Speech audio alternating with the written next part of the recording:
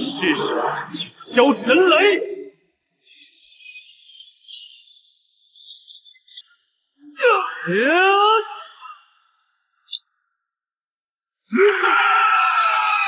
你让我生气了，2000年了，没有人让我这么生气。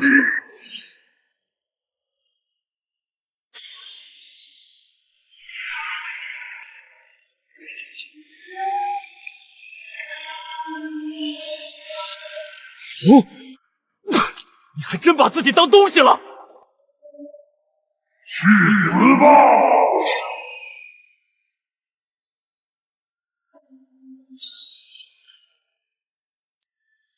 就这样结束了吗？如果能从头再来，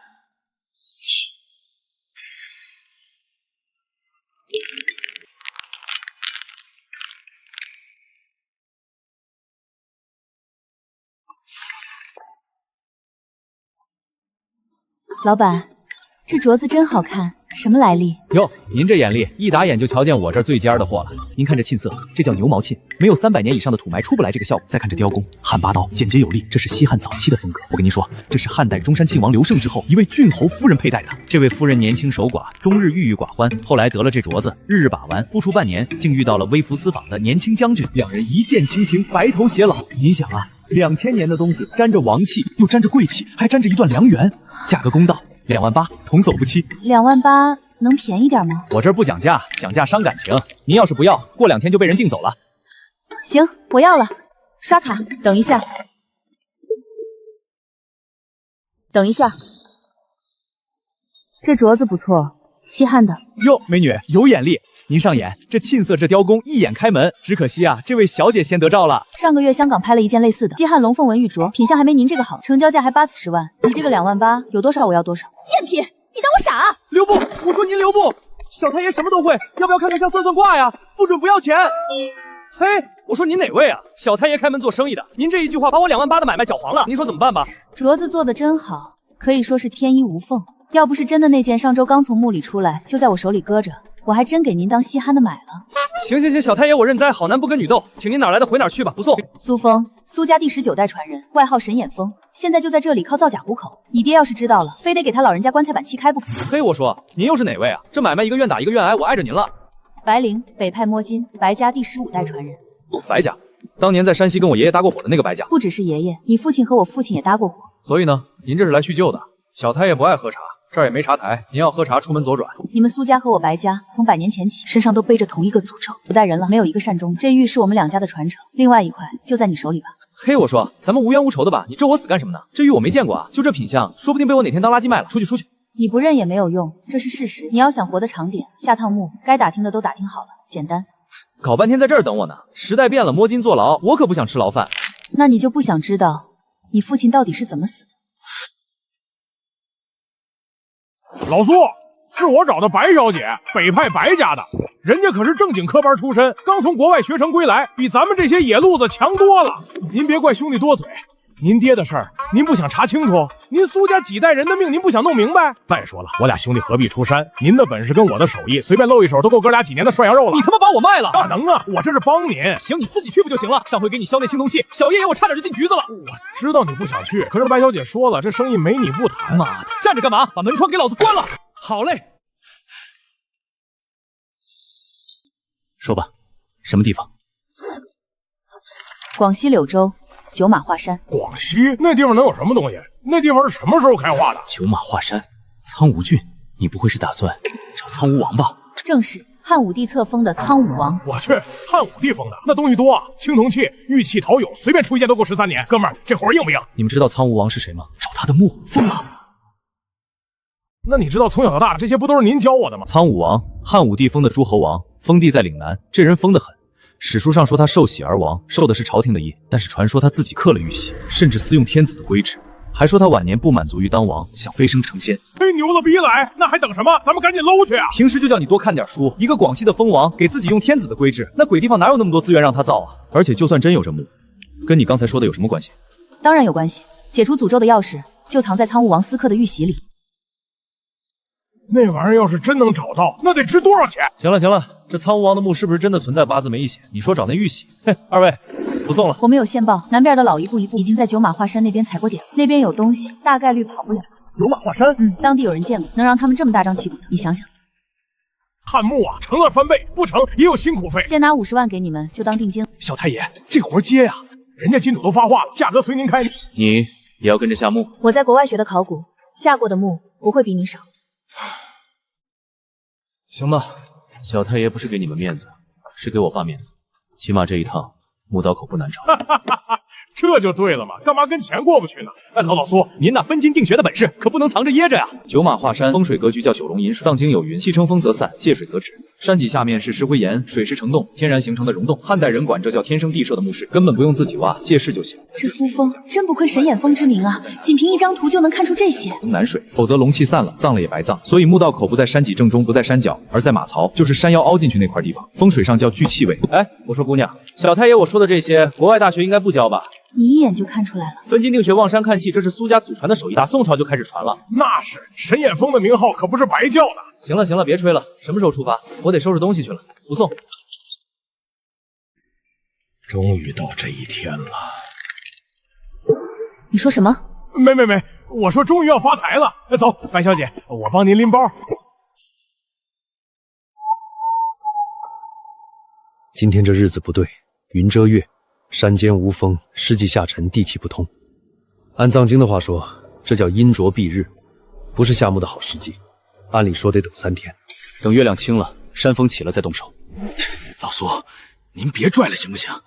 来都来了，还能回去？等3天，黄花菜都凉了。南边那帮人可不等咱们。谁说要回去了似的？来都来了，先看看情况，不行就撤呗。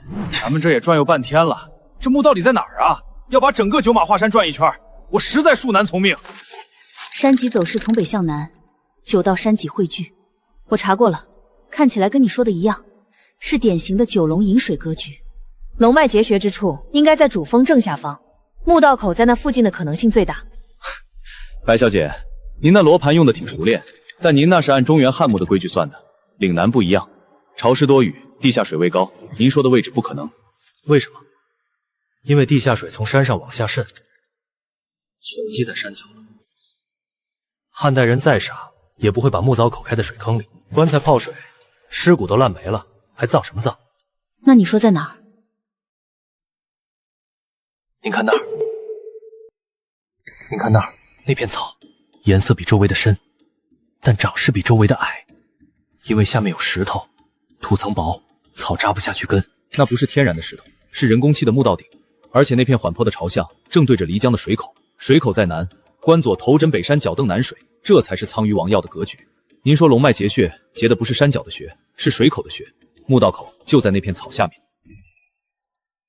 有道理，神眼峰名不虚传啊。得，咱们事儿还没办完呢，你也别着急给我扣这高帽子，这倒也不难。段子，好家伙事儿！得嘞。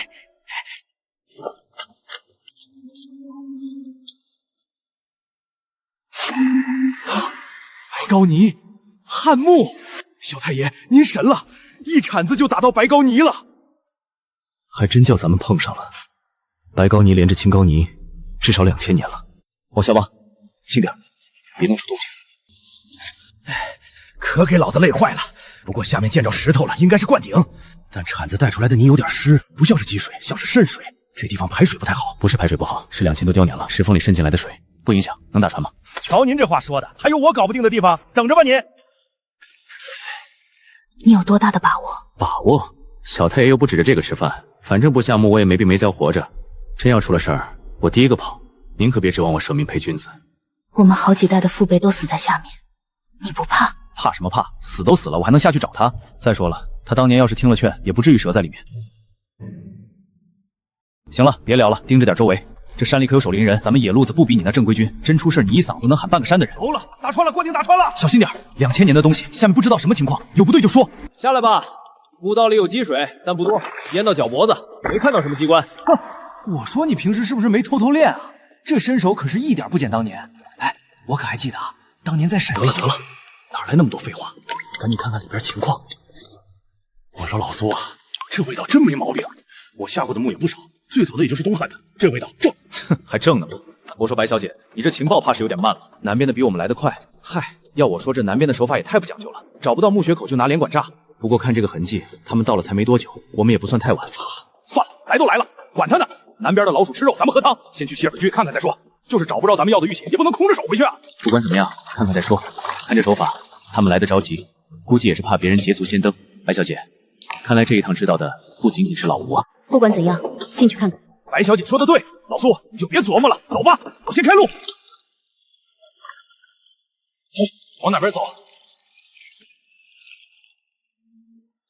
往左，水往里面变更低，应该是耳室或者主林室的方向。往右，水往外流，是排水道，通到山外面。走左边。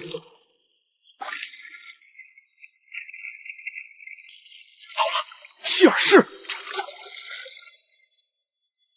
听进去我，说不定已经。小太爷，你快进来，看看这里面。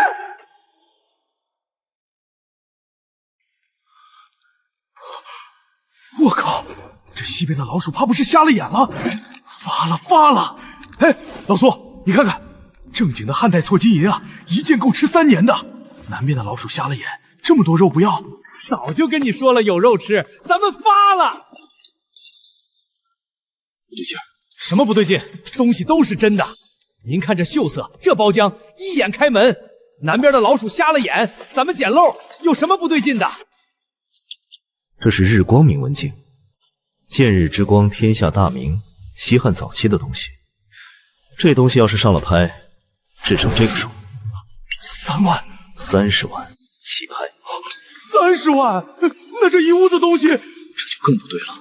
南边的人比我们先到，他们连灌顶都炸开了，说明不缺人。这么多好东西，一件没拿，他们是瞎子吗？还是说他们根本看不上这些？或者还有一个可能，他们还没出去。嘿，我说二位，咱们不都是为了挣钱吗？还在这里神神叨叨的干啥呢？赶紧给东西拿，让咱们先走啊！那玉玺你们不也说了，存不存在都不好说，先有什么拿什么。这种墓葬的规格，估计我们真是找到正主了。除此之外，这里应该不可能还有人有这种本事。不怎么？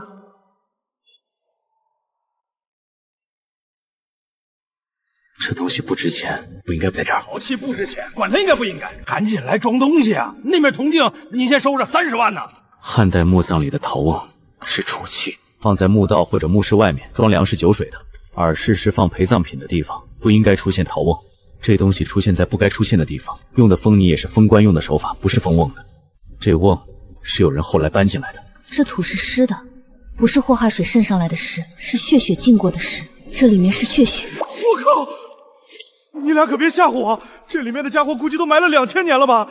怎么还能闻得出血腥味儿？我胆子可不大啊！给我下属毛病，你们负责啊！白灵说的对，这味道不对，这里面不管装了什么东西，都不应该是这个味道。打开看看。操！人头！不是人头，是一整个的人。这是南边的人。是南边的人，死了不超过3个月，身上没有外伤，没有中毒迹象，像是自己死在这儿的。但人不会自己钻进瓮里把自己封起来。也就是说，在一个至今仅有了2000年的汉墓里，有一个刚被人塞进去的尸体。可目的是什么？杀人越货吗？可谁会这样费劲的处理尸体呢？啊，不会吧？你们看，不会吧？你们看，纹身。我听说南边要入行都会有些奇奇怪怪的规矩，这哥们儿不，这不是纹身，这是刻上去的，用刀刻的。刻完往伤口里填了什么东西，愈合以后留下的疤。阳骨，我知道汉代岭南有一种蛊术叫尸骨。大学里还教这个呢。没错，这不是普通的骨，这是尸骨。汉代岭南乌燧一脉的禁术，专以活人为末，先在活人身上刻下锁咒，刀刀入骨，再以尸油调朱砂填缝，待伤口结痂，虫卵便在肉里，随血脉游走，卵成之日，幼虫噬其内脏，夺其如魂魄，肉身不死，魂魄一灭。这人是被当作祭器封进瓮里的。我操啊！咱们赶紧走吧，赶紧装点东西走吧！这是什么情况啊？刘爷，我还没娶老婆呢。看来关于苍武王的传说，也许都是真的。这家伙真是本着成仙去的，可这是谁干的？管他谁干的呢？咱们赶紧跑路吧！二位爷，那玉玺咱们打不了不找了，什么也不比命重要啊！操！小太爷，我不至于这么倒霉吧？这玩意儿养成的时间是3到4天，不会就是……这不是普通的尸骨，这是肺骨。汉代乌隽养来守墓的毒虫，成虫有翅，飞行极快，口气能咬穿铁甲。成虫的毒液沾到皮肤，3息之内溃烂至骨。这他妈的飞骨，那这些虫子正在孵化，刚出来的时候翅膀还是湿的，飞不起来，等翅膀干了就来不及了。走，往我们来的地方走。老子就说今天不合适下不。风口已经回不去了。去他大爷的！你看看你给老子找的活儿！我告诉你，那帮子是啥？那是西边那儿的同行。我求你告诉我那是人，掉他们手里也比不明不白死在这里强啊！是个屁！老子倒是希望那是人，那是尸体，已经被蛊虫夺舍的尸体。他妈的，回不去了！飞贵，他们在孵化，这是陷阱！我麻烦您告诉我点我不知道的行吗？老刘，酒精喷枪，快！妈的，咱们得走。这玩意儿坚持不了多久，找通风口。通风口？这哪有什么通风口？汉代墓室一定有通风口，不然工匠自己会憋死。通风口的位置，看壁画上云纹的走向，云从东来，风从西出。岭南这边夏季盛行西南风，墓道口开在半山腰，西南方向的山壁最薄，通风口应该在那边。没错，就是这儿。可我们那是我们粗人的事情，就不劳烦您操心了。老刘，愣着干鸡毛呢？赶紧给我上雷管啊！雷管，这东西用不好会把整个地宫炸塌。白小姐，我说您现在还不知道我们不是什么正经考古队啊！您赶紧往后退退。要说我什么破坏文物，那也是出去了再说。准备好，走啊！你们先进去，准备好石板，老子一进来，赶紧给我顶上。不愧是神眼峰啊！不过也好，也省得我浪费时间了。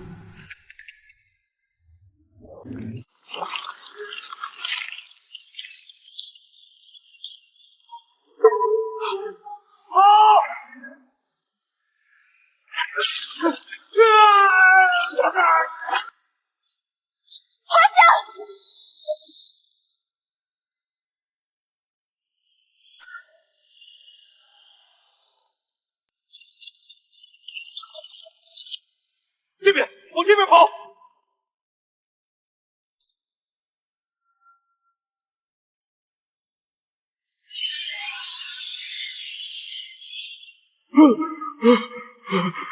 小太爷，那是什么玩意儿？尸骨虫卵，汉代岭南的古术。虫子在人皮肉里孵化，幼虫吃人的血肉长大。那具尸体是宿主，虫子在它体内产卵，它死了。卵就孵化出来了。那我被咬了，会不会也……不会，咬你的不是尸骨，是普通的尸虫。尸骨只产卵在死人身上，不咬活人。但你腿上这个伤口回去得处理，不然会感染。这条岔道是往深处走的，没有别的路了。虫群堵住了出口，只能往前走。得，往前走就往前走。来都来了，还能往回走？小天爷。您说这岔道通到哪儿？往前走就知道了。别废话，跟紧。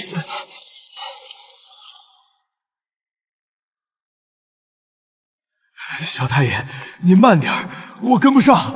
跟不上就在后面喂虫子。您可真够义气。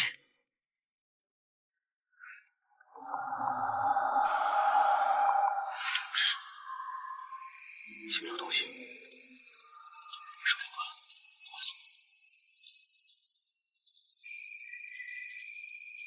这光邪乎的很，里又藏着什么不干净的东西？嘘！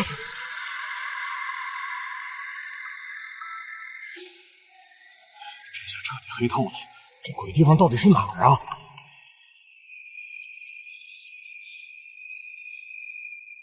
追不上来了，安全了，该充电。老苏，咱们现在怎么整？他妈的，我早就听说过岭南这边有点歪门邪道什么的。是不是咱们的正神管不着啊？怎么，您老人家现在着急上了？就这么地吧，走不出去，大不了回头喂虫子。嘿，您能不能说点吉利的？这条道是汉代工匠留的，那么按理说应该能通到外面。按理说，白小姐，您这按理说可太不靠谱了。咱们现在走的这条道不是工匠留的，不是工匠留的，那是什么？行家。我都没怎么见过玩的这么专业的。你们看看这些符号，不是普通的标记，是符咒，镇墓的符咒。汉代人修墓会在墓道里刻这些东西，挡邪祟的。古代人都迷信，哪个二傻子走这路啊？这是他苍梧王老人家弄出来的，压根就不是给人走的。那咱们跑错路了？倒是错不了，这路通向地宫深处，咱们要找的东西也在那边。至于能不能活着出来，看命。有分叉，往哪边走？往左。你们没感觉到吗？左边有风，很微弱，但确实有风。风吹进来的方向就是出口的方向。最后封墓的时候，本用于通风的管道封得不会那么严实。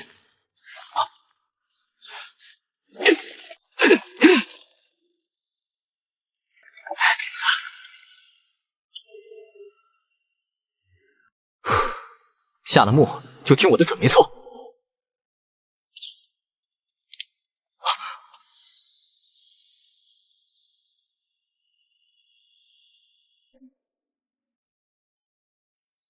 我操！我说老苏，这他妈是哪儿？前面一定就是地宫了，不可能是别的。修这么大的墓，这家伙不会真把自己当皇帝了吧？这么大，这得挖多少山？苍武王敢开山？他哪来的人力物力？汉代的墓你没下过，唐代的你还下得少啊？这不是开山，是借势。这地方本来就是个天然龙宫，苍武王这老头子懂得还真不少。九马华山，九龙饮水，他把自己埋在这儿，是想借龙脉的气运。青石板铺地，12根爬龙柱，这不是诸侯的规制，这是地灵。我靠，那里面得有多少好东西？哼，我说你小子也真是一根筋，怎么的？现在不怕死了？我可告诉你，刚才那虫子也就只是个开胃菜。苍梧王有本事给自己弄个地灵，就有10000种方式让我们死在里边，还兴奋吗？去他奶奶的，怕什么？要死吊朝上，来都来了。哎，老刘，行了，你要的好东西都不用进去了，这里都有。我操！我说老苏，您就别吓唬我了，行吗？这都什么情况？看吧，应该是这里最早的一个了，咱们得叫一声祖师爷，明代的。万里通宝还挂在腰上，这哥们儿死了400多年了，哪儿？这玩意儿拿出去也不少。再往那边南边的工庄对讲机死了不到3个月，这么多岔口都没出去。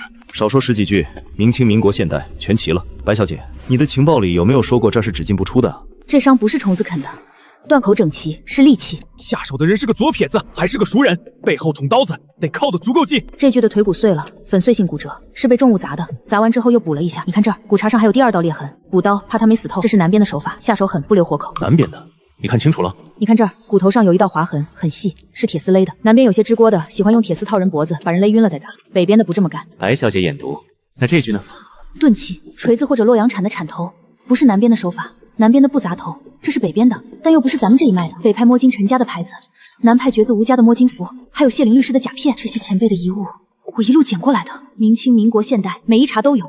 北派、南派、谢灵、搬山，叫得上名号的全在这儿了。陈家，当年在河南跟咱们苏家搭过伙的那个陈家，不止陈家，吴家、赵家、孙家，你认识的、听过的、没听过的都来过。这苍梧王墓根本就不是没人知道，而是根本没有人出去过。哎，别管什么消息不消息的了，咱们现在怎么办啊？能怎么办？走呗。反正回去也是喂虫子，这活多艰啊！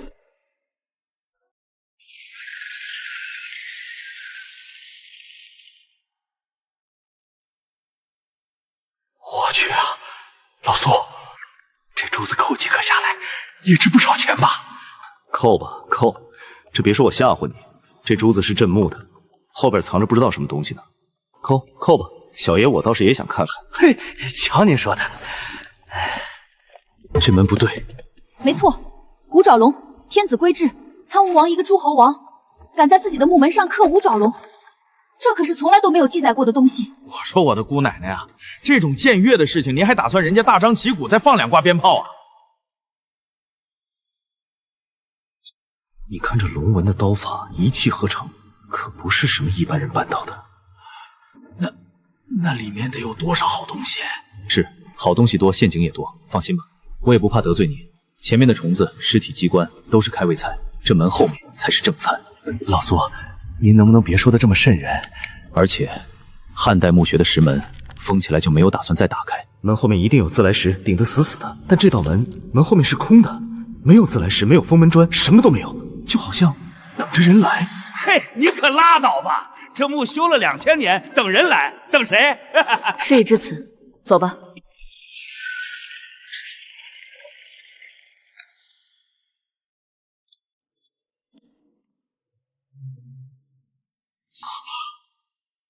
我靠！我去，老苏，你掐我一把！我还真说的没错吧？这来的根本不是什么墓，是他老人家的客厅啊！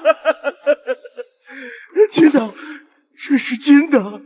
老苏，咱们发了，真发了！别急着摸，看那边。黄肠题凑，黄肠什么？黄肠题凑，开国之君级别的藏制，用柏木芯裁成规整的缝子，层层叠叠，榫卯相接，不用一根钉子，木头之间严丝合缝，连刀片都插不进去。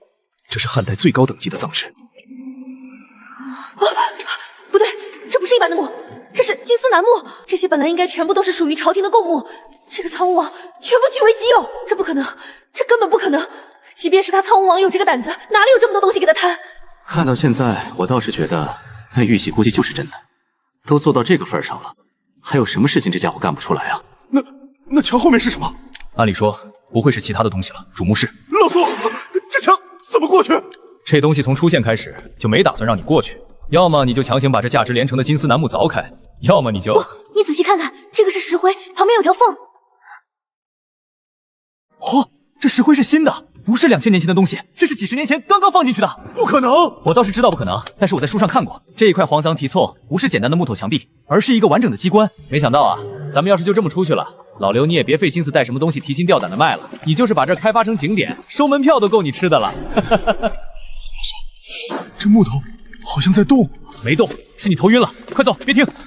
我靠，这是后殿，这比前殿还豪华。老苏，你踩的这地是汉白玉。这些壁画不是汉代风格，仙鹤灵芝羽人，这是汉代以前东西战国时期的纹样。苍梧王用更早的图案。苏风，你看看这什么情况？这还用问啊？这就是他们古代人所有人的执念，飞升成仙。你看这壁画，白灵，老刘，去你妈的，还简单！你倒是告诉老子简单在哪儿！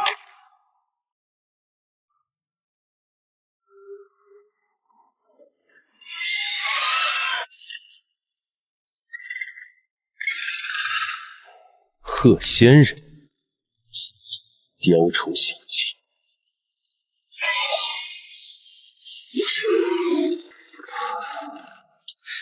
老子也真是闲日子过得太舒服了，非要来这破地方。饕餮、玄武、青龙、白虎，再来个鹤仙人，你们这都哪儿跟哪儿啊？你把这帮东西放在一起，也不怕他们打起来吗？不过也好久没有活动过了，知道吃饭的家伙是还忘不忘？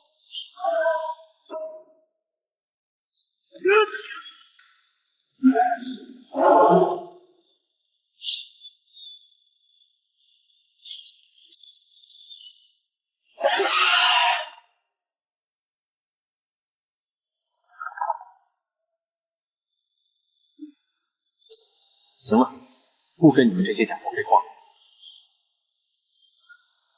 天地玄宗，万气五根，广修一劫，正无神通给我死！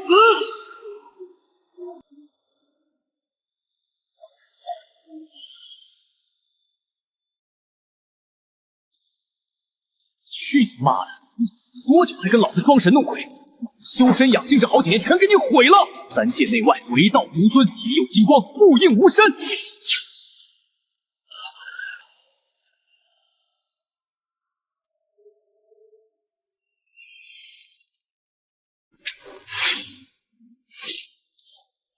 还行，也不算忘了吃饭的手艺。不要过来！行了，幻境已经消失了，你看到的是什么？行了，我大概知道，这地方不能多待，得赶紧找路出去。老刘，哎，我操，都是假的！我刚才看见一堆金子搬不动，急得我满头大汗。老苏，你那一剑可真够厉害的，直接把墙干没了。我跟白灵看到的东西都是要我们命的，你小子看到什么了？金子？要命，要命！我这不是福大命大吗？老苏，那咱们现在怎么着？是不是赶紧开关啊？我说你是不是疯了？这都什么时候了，满脑子还想着开关？哎，这不是您说的吗？来都来了，不开关那干啥呀？咱们刚才的苦不都白挨了？而且老苏，您刚才那两下子太帅了，直接一刀给墙劈碎了，咱们有啥不能干的啊？这家伙到底什么情况？按说刚才只有我劈碎那壁画，幻境才会解除，他怎么会看到？他看到的不是幻境，是别的什么？还是他根本就没在幻境里？倒是没错，事已至此，老子今天就是死也得看看里面有什么东西。过来帮忙！金的，老苏，这是金的！金缕玉衣，这种级别的完整程度，我警告你们，那些小东西拿点就算了，这是国宝，我可不想跟你们蹲大牢。嘿嘿，白小姐，看您说的，这玩意儿轻重缓急我们还是知道的。嘿嘿，光是这些容器，够我天天涮羊肉吃一辈子。等会儿，先别急着高兴，这一具尸体不是苍梧王，没错，这虽然外面的规格完全都是按照帝王来的，但是里面陪葬品的规制不对。我去，不是吧？还有高手？是不是高手？看看就知道了。这里不是封官的铭文，是镇墓的咒。镇墓？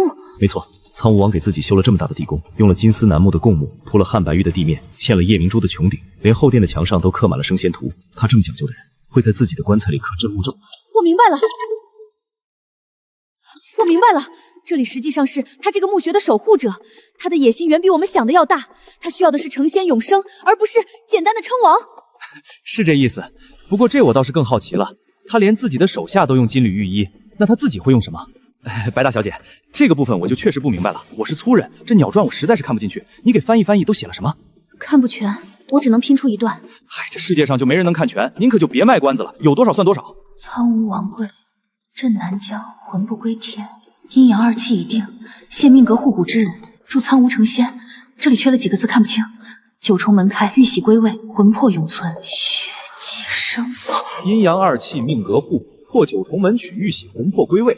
这苍梧王还挺讲究，意思找了2个命格跟他互补的捣鬼蛋助他成仙，他还说声谢谢。有这本事他要真用了，这会儿上潘家园看相能给他看发财喽。没错，我们来的没错。这里的鸟传提到了玉玺，这家伙果真有一枚玉玺。白大小姐，我说我就是冲着您给的钱来的，这外边都邪门成这样了，您还真打算找到那苍梧王的棺椁夺了他的玉玺啊？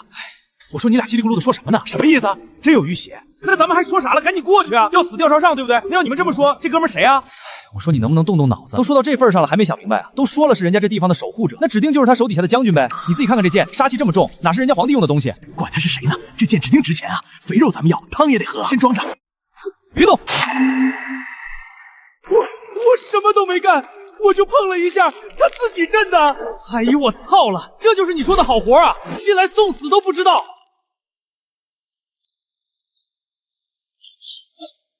老苏，这是什么玩意儿？这他妈的还能是什么玩意儿？看不出来吗？这才是正经的守灵大队啊！我说你们也真是够敬业的，死了多久了还没投胎啊？嚯，怪不得能当大将军呢！吕布见了你也得打颤啊！你们2个能不能别说相声了，赶紧想想怎么出去。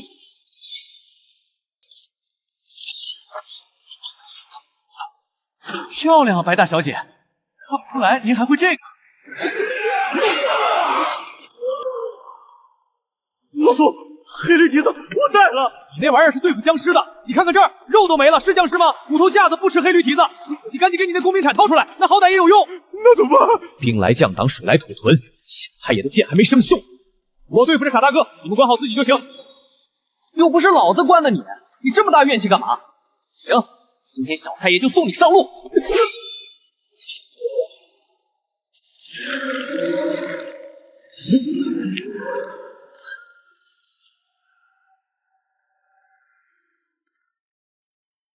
退，往石台后面退，别被围住。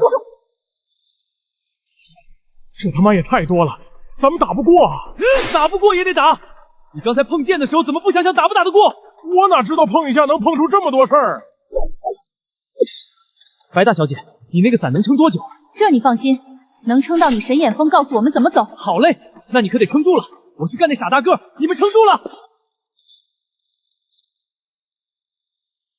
哇，劲儿不小。白大小姐，您那心心念念的金缕玉衣，估计是进不了博物馆了。这玩意儿估计脑袋掉了都能打，我得给他四肢全卸了。赶紧，老苏，你快点儿，哥们儿要交代在这儿了。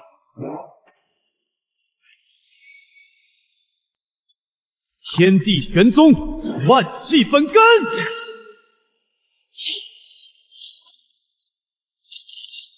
您可别怪我啊！我要跟你好声好气，估计你也不让我走。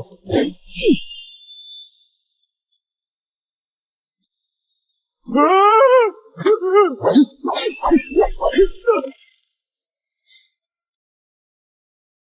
的！白灵、老刘，你们撑住，我来了！我去，原来你没忘啊！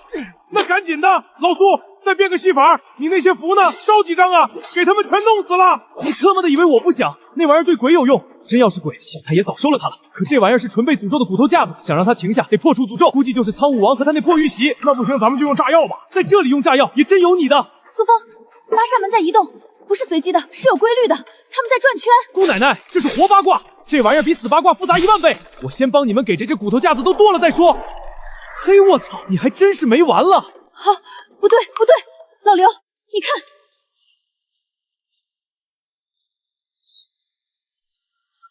妈的，老苏，这玩意儿我可砍不动啊！继续待在这里就是等死。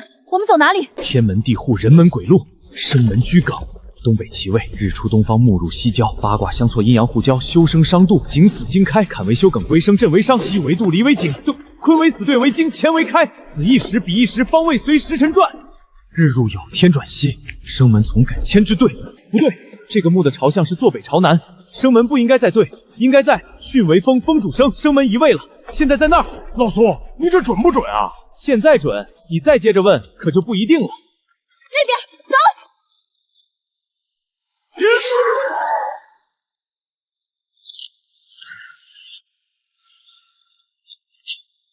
好，进那道门，快！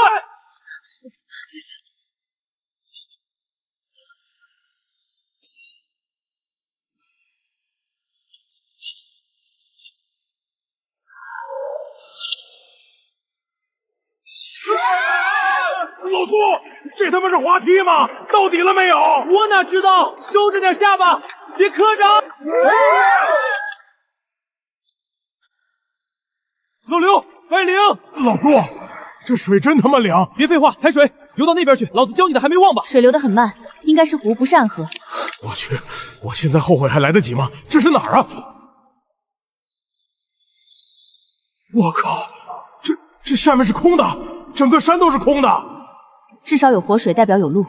我们可以顺着水流的方向往外走。老苏，我水性不太好，你可别把我扔下。你上次在河里差点淹死，这回可没岸让你爬。那次是抽筋儿，这回不抽。苏风，你看水里，水里有东西！我去你妈的！老子不瞎，还说什么屁话？有啊，老苏，那到底是什么玩意儿？你有时间问我，不如赶紧想办法游快一点。我他妈已经够快了，快，它就在下面。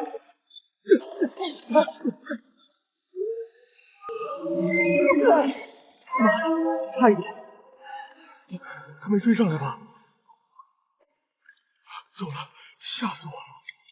不对，他没走。这是什么东西？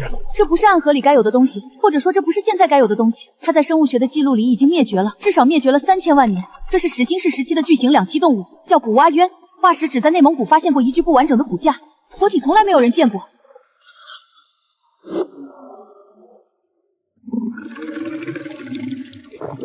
老苏，这玩意儿吃不吃人？你问我，我问谁？闪开！操，这东西吃什么长大的？脑袋这么硬啊！白小姐，你也别藏着掖着了，那东西我们弄不来。你神通广大，你有，赶紧的吧！我要真交代在这，你们也不好出去啊！我操，白小姐，您还有这玩意儿？算了。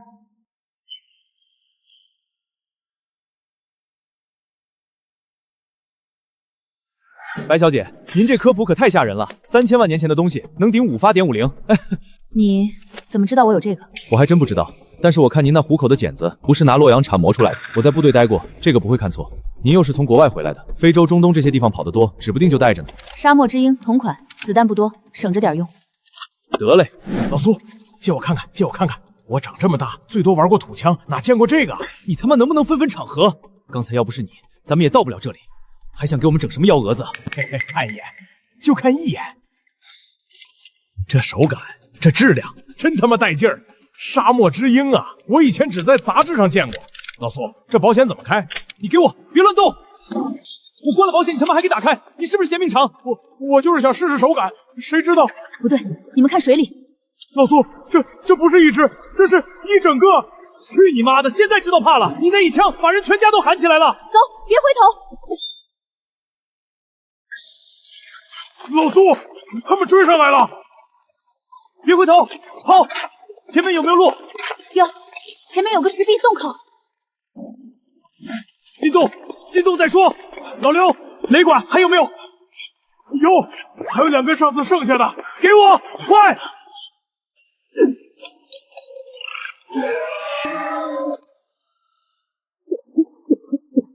老刘，白丽，你们在哪儿？我在这儿，我没事，就是耳朵嗡嗡响，什么都听不见了。行了，堵住了，他们进不来。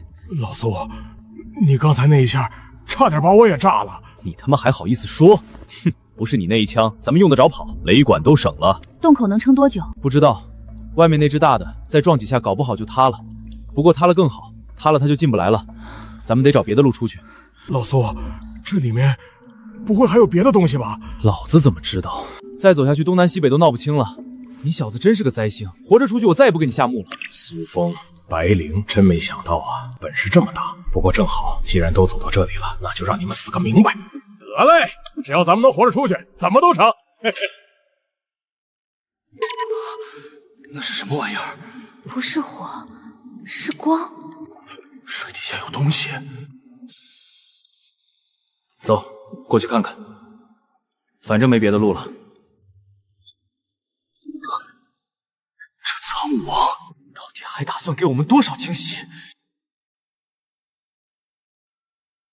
我靠，这是塔，从水里长出来的。小太爷，我自称下过的墓无数，但是这玩意儿我还真是第一次见。9层妖塔。西南夷有种邪术叫镇魂塔，是镇人的，把活人封在塔里，用魂魄养塔里的东西。懂得不少啊！我也只在《汉书·焦祀志》里见过一句，说是南方有妖词，蚁人四塔，魂不散，塔不倒。可我从来不知道这世界上真的存在一个苍武王，居然能玩出这么大的花样吗？想成仙想疯了！哎，老刘，你不是喜欢钱吗？走吧，这里面的东西才牛逼呢！我说老苏，你就别磕碜我了，几千年了，这玩意儿怎么还能发光呢？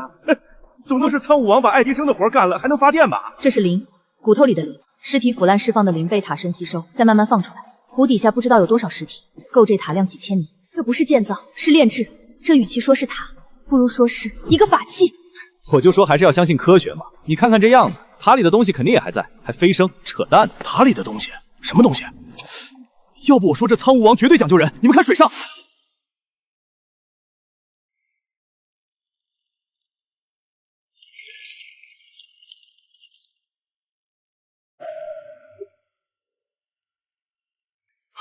那些人是活的还是死的？死的，死了很久了，但尸体没烂。这湖水里掺了水银、朱砂、砒霜，尸体都被掏空了，里边灌满了药液，千年不腐。操！不止水面上的，水底下还有。这苍武王到底杀了多少人？他杀这么多人干什么？借命。这叫借命灯，把活人做成不腐尸，放在塔周围，用魂魄养塔里的人。一个人的命不够，就用100个；100个不够，就用1000个。这些尸体一男一女，阴阳配对，命都被收走，存在塔里。塔里的事。好了，这不是有好消息吗？咱们找到苍梧王的棺椁了，这上面不会是别的，就是他的棺椁。老苏，咱们还上塔吗？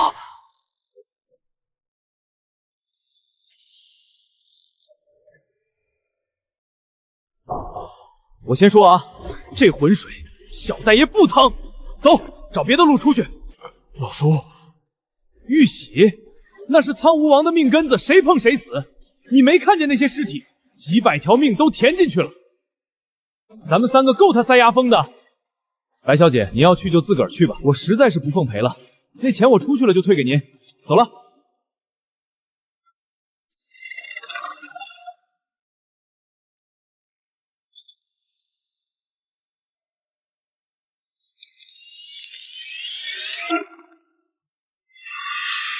是刚才那些玩意儿，他们过来了！真他妈晦气，但是也没办法了。走，上船！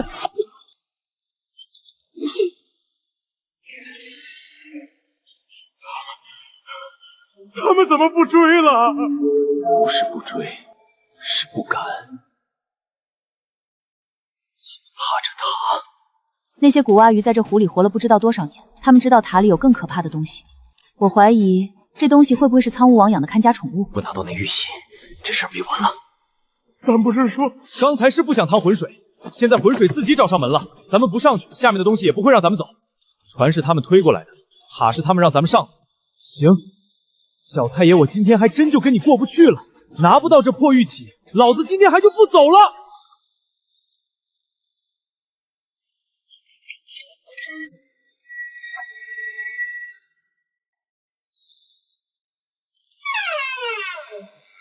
就这么开了，我还以为得炸呢。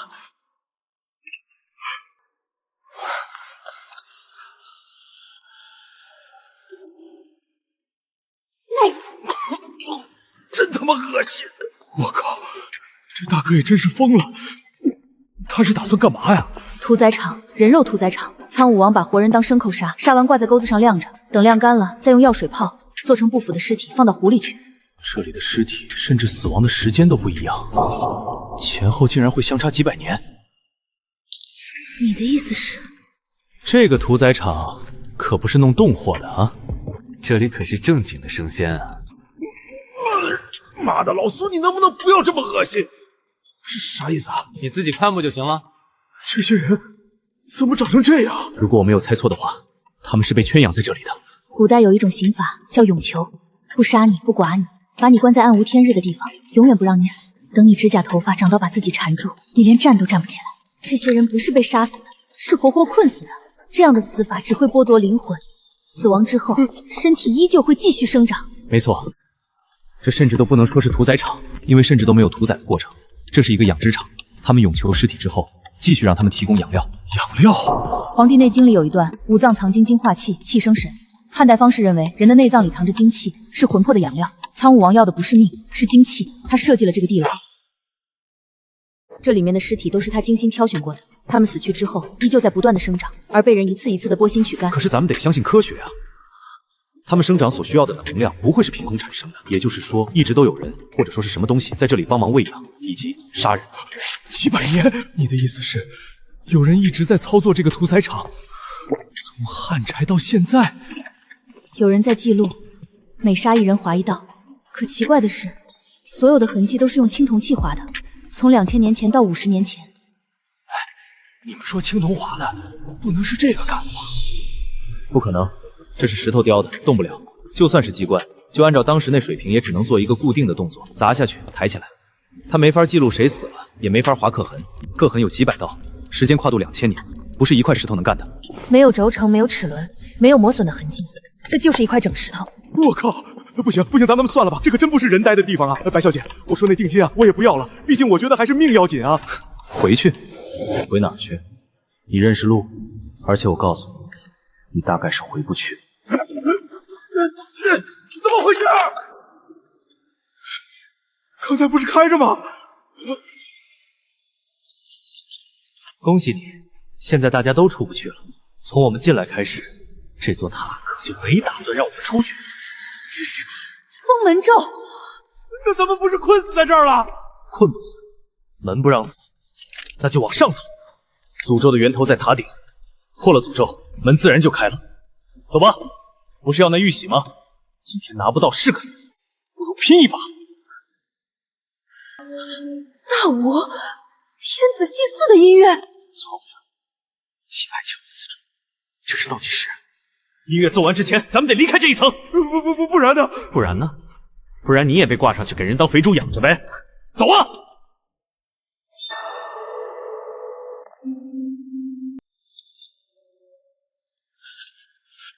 老苏，咱们走了多久了？我哪知道？你数着步子呢。我光顾着害怕了，哪还顾得上数数？从楼梯口到现在大概200步。200步？不对啊，那咱们早该到2楼了。怎么又回来了？咱们一直往上走的，我腿都走软了。你跟我说咱们就在原地没挪窝呢？不是走错了，是路在变。走的时候，路也在走。鬼打墙啊，真行！老子就下这么一次墓，算是把老子8辈子都没见过的事情全碰上。刚才我们这一圈花了近3分钟，按我们顶多就只有7分钟了。我靠，老苏，你赶紧说句话呀！我可不想给挂上去。老苏，门口那2个雕像呢？哦，还会溜达？难道说你们闭上眼睛？不仅是鬼打墙，还有1、2、3木头人呢，怎么办？那这一路上他们一直在跟着我们。操，这些不是雕像，是刽子手。从汉代到现在，杀人的不是机关就是他们。仓库王可真狠啊，这都玩得出来。他们不是工具，是仓库王养的看守。那咱们怎么办？走又走不出去，看又看不过来，闭眼走不就动，睁眼走又归大墙。这么有意思，强迫这玩意儿就必须一直看着走，让眼睛不受到其他东西的影响。但你真要看，机关就会来砍你。苍梧王这老小子，临死了还给老子出这种难题。老苏，你快想辙！妈的，事到如今，不行也得行了。咱们仨背靠背，别看路，就看着这帮家伙，千万不要看地上。老苏，这能行吗？不行也快走完了，你还有别的办法？老苏，你盯着了吗？我怎么听见斧头落下来的声音了？就在我右边，很近。少废话，我们脚下的血气不简单，好好感受，走错一步就要死。37、38、39，老苏，斧头离我不到1尺了，我闻到铁锈味了。走，死不了。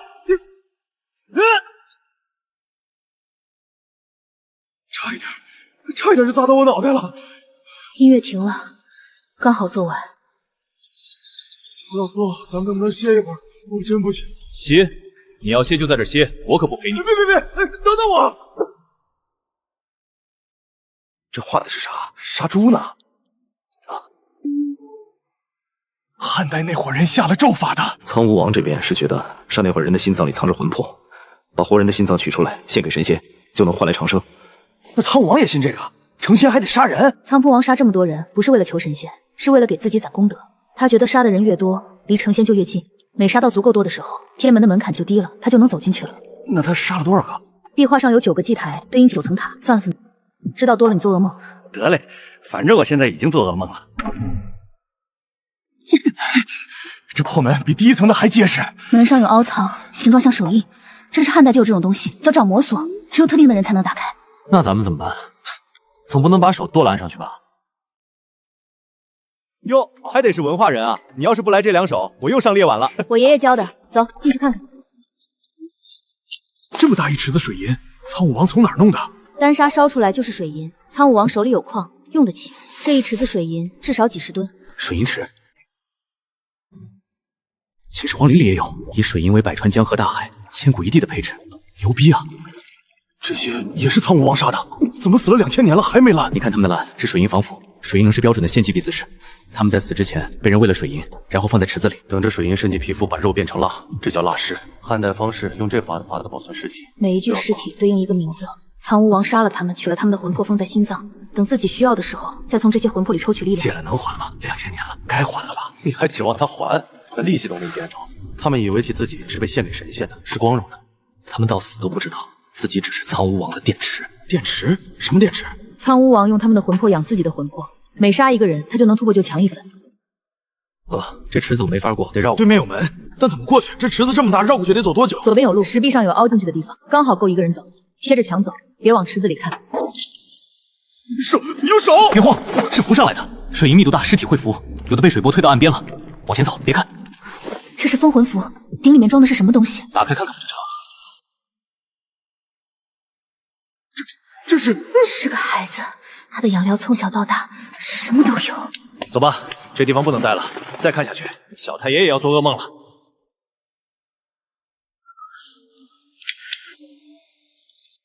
得，谢叔好啊，我真不是不尊敬列位，现在我实在是没招了。采尸体，老苏，您确定？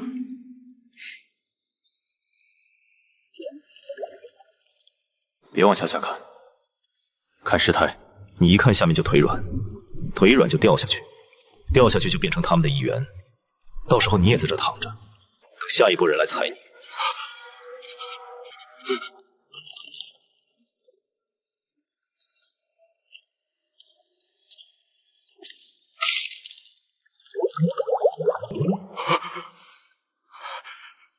老苏，这声音不对啊，怎么还有气？不是气，是水银灌进嘴里。操！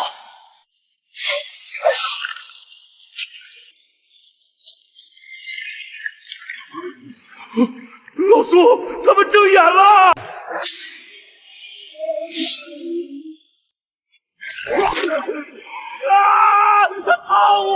别碰水！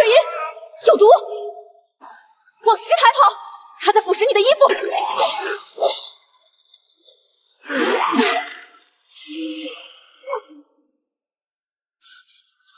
别停，快！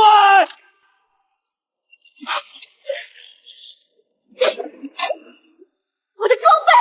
别管装备了，命要紧！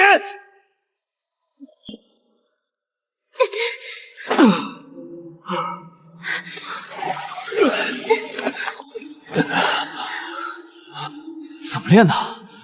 你以为只有国内有同行啊？行，当我没问。二位，咱能不能别聊这个了？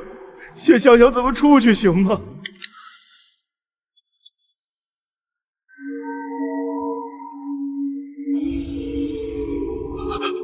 老苏，鼎里的人在笑。不是鼎里的人，是鼎里的东西。鼎里有东西，活的。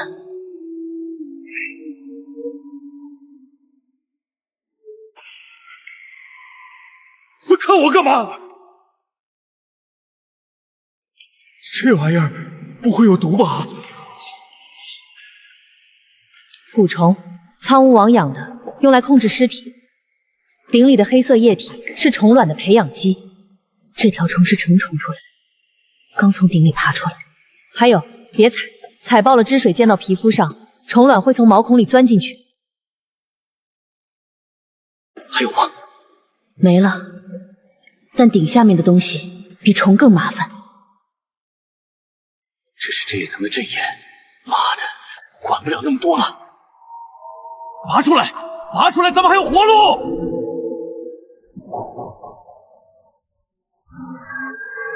老刘，过来帮忙，别在那儿站着看热闹了。1、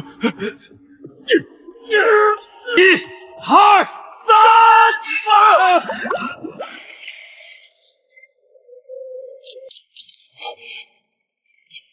停了！阵眼破了，这一层的机关停了。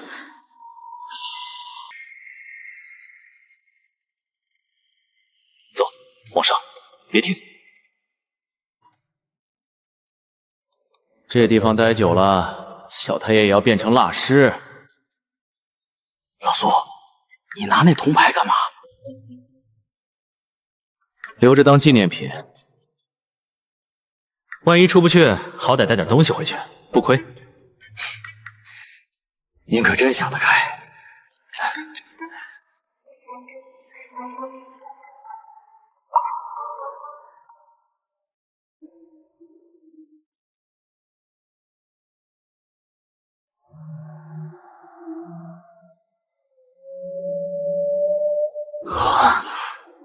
这些也是苍梧王杀的。这是尸体的升降在计时，2000年没停过。怎么突然这么快？坎为修，艮为修，震为伤，巽为度。不对，这个阵的方位是反的。苍梧王把八卦倒过来布了。他妈的，这老小子玩的这么阴！能破吗？能，得找到阵眼，阵眼在离位南边那个最小的齿轮。老刘，砸那个大齿轮的轴心，快，趁它还没恢复。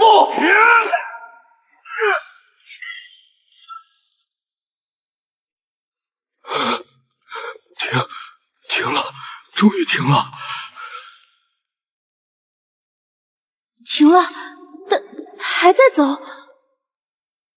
这不是停了，这是换挡了。苍龙王设了2层机关，第1层、第2层启动了。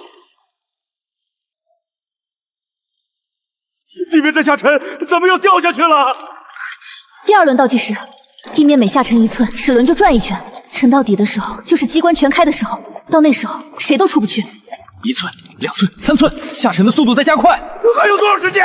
看1坤2震3巽4中午前6叠7顶8立9，按这个速度最多3分钟，不2分半。能破吗？能，但得找到第2轮阵眼。第1轮阵眼是那个小齿轮，第2轮阵眼不在齿轮上，在石壁上。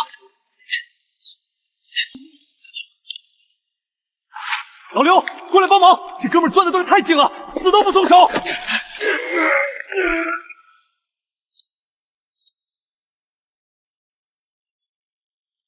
不是砸齿轮，是砸那个位置。这石板比齿轮还硬，再砸，砸同一个位置，快！地面在下沉，没时间了。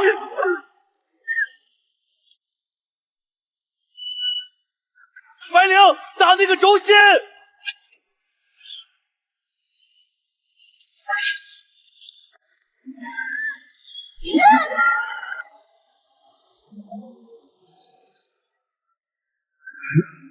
停了，这次是真的停了吧？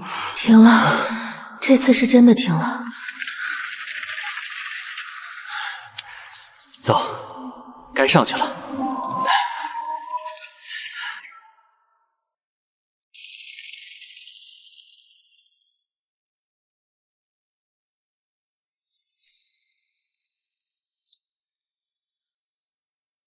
苏风，你过来看看，这明显是活人祭台，可是为什么好像没有用过？你马上就知道了。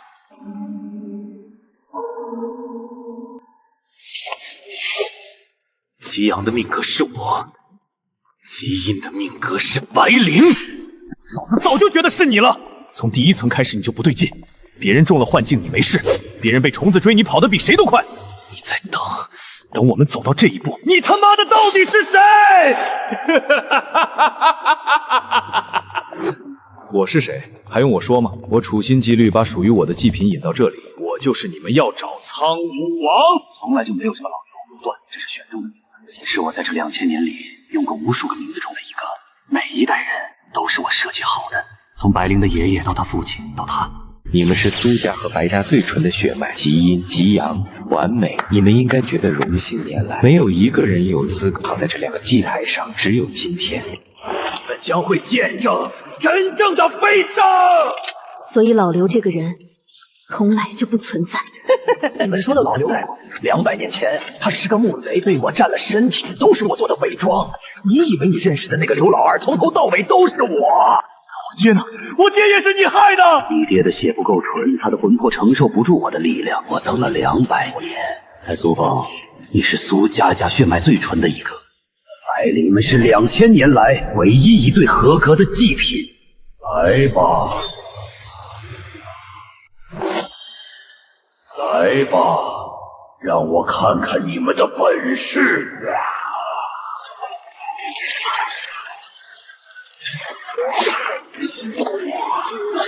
白灵，你那边怎么样？撑得住，你管好你自己。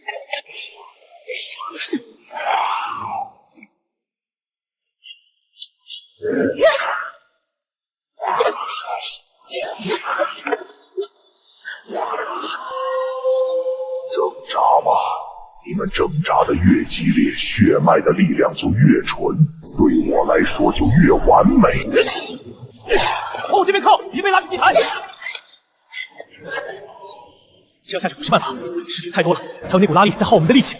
干掉苍梧王，这些尸群和拉力都会消失。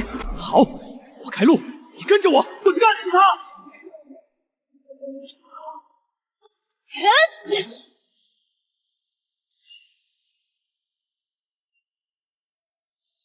基因之体完美，先把你放到祭台上，再去处理那个吉阳的。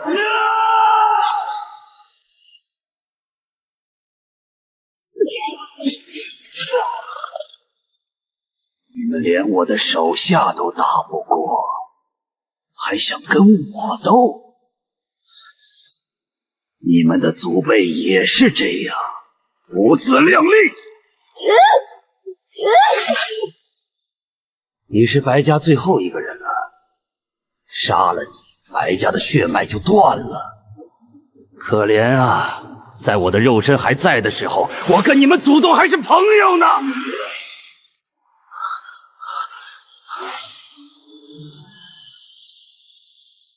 白小姐，不好意思了，我一个人也打不过这玩意儿，但我命格相符，基因基阳，签个契约，把命借给我，才能把他干趴下。你他妈的倒是借呀！我借给你，我也不给他。划破手指，按在我的手背上。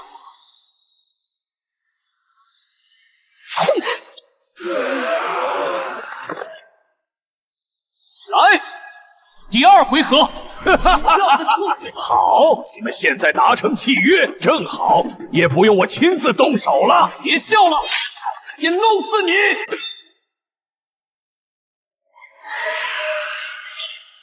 白灵，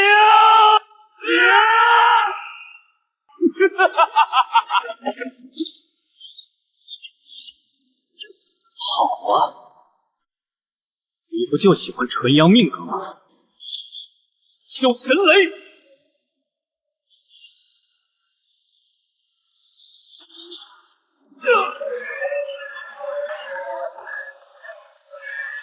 纯阳雷法，你是纯阳真人的传人？哼，纯阳真人，那是我祖师爷，小烙爷是他第18代传人。你活了2000年，没见过纯阳雷法吧？见过，祖师爷的雷法比你强10倍，他都没能杀我，你凭什么？天地玄凶，万气本根，广修一劫正无神通，3界内外唯道独尊，体有金光，复应无身。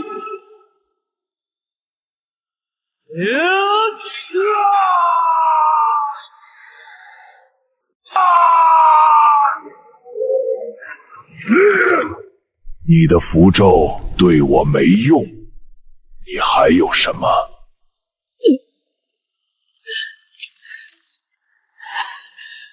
我还有嘴，我能骂死你！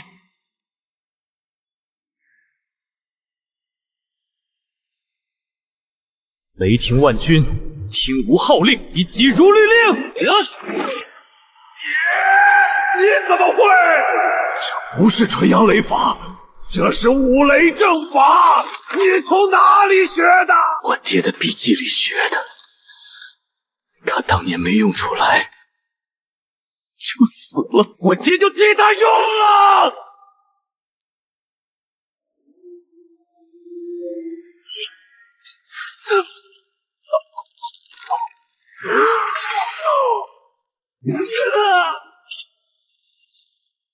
你让我生气了，2000年了，没有人让我这么生气。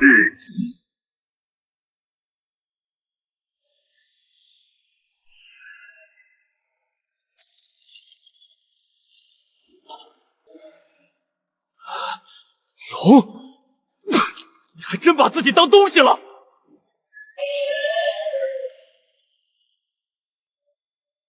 去死吧！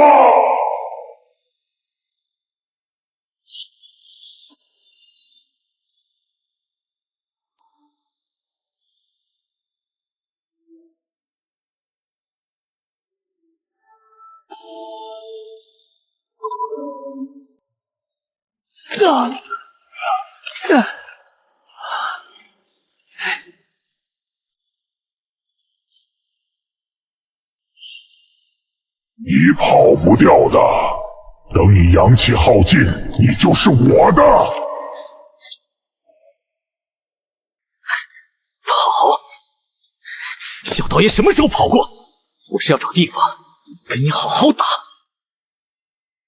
天地玄宗，万气本根，广修一劫，正无神通，3界内外唯道独尊，体有金光，复应无身。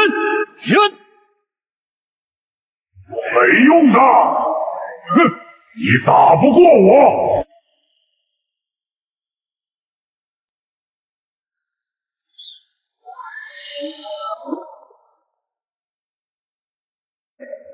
你以为这点伤能怎样？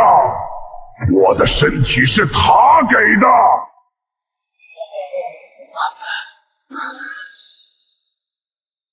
他不碎，你不死，那我把他也碎了。9天玄煞化为神雷，这是天劫。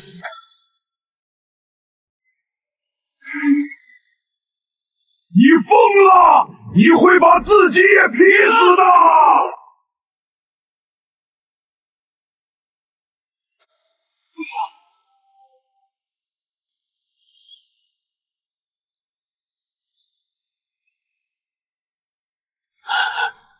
你连天劫都招来了，我也没有多少力气了。但杀你够了！你招天劫的时候把塔毁了，也把自己的阳气耗尽了。你拿什么跟我打？你的符用完了，你的剑也废了。你就别管了，反正老子有的是办法。从你踏进这座墓开始，你的命就是我的。2000年了，我终于等到了。我等的就是天劫。天劫是天地之力，他杀不死我，就会认我为主。我吸收了天劫的余波，我的魂魄已经和天地连在一起了。你拿什么跟我斗？大人，时代变了。你说什么？我说，时代变了，白灵。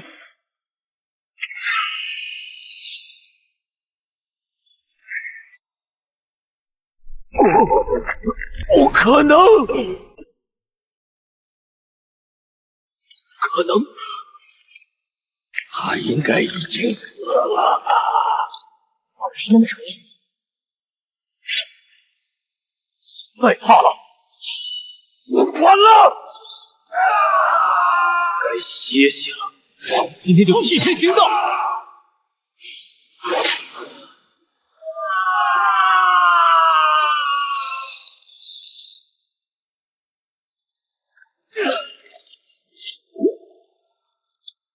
我是苍梧王，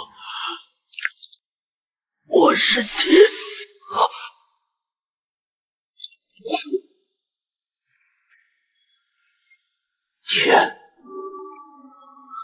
都被你丢光了。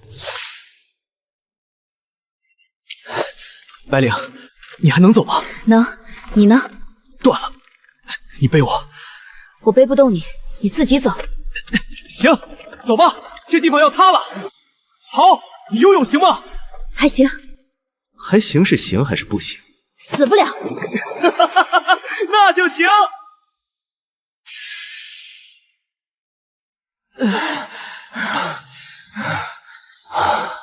活着出来了。这玩意儿还在发光，卖了还能还不少钱。诅咒还没解开，苍梧王的魂魄没有散，只是被封在里面了。那就找个地方封起来，封不住就砸了。走吧，我还等着回家看店呢。